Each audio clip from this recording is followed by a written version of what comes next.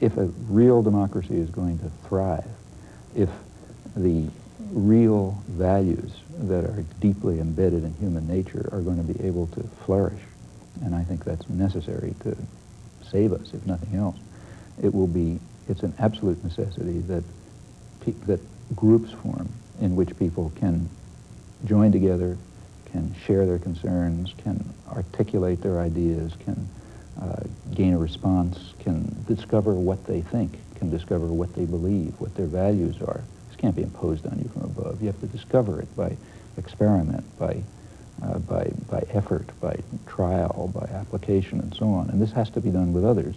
Furthermore, surely central to human nature is a need to be engaged with others in cooperative efforts of solidarity and concern.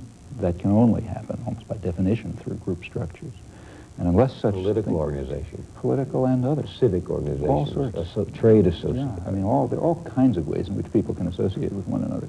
And I think what I would like to see is a move towards a society which is really based on proliferating voluntary organization, with eliminating as much as possible structures of hierarchy and domination and the basis for them in ownership and control, and becoming the means by which we govern ourselves, by which we control our lives at every level. Does a citizen have to have far-reaching, specialized knowledge to understand the realities of power, to understand what's really going on?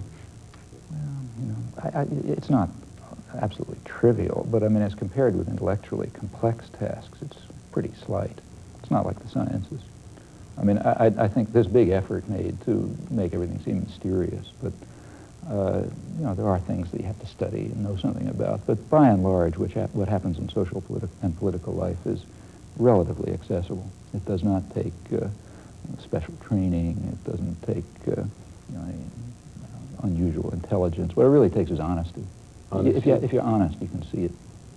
Do you believe in common sense? I mean, absolutely. You do. I believe in Cartesian common sense. I think people have the capacities to see through the deceit in which they're ensnared, but they got to make the effort. Seems a little incongruous to hear a man from the ivory tower of Massachusetts Institute of Technology, a scholar, a distinguished linguistics scholar, talk about common people with such appreciation and common sense.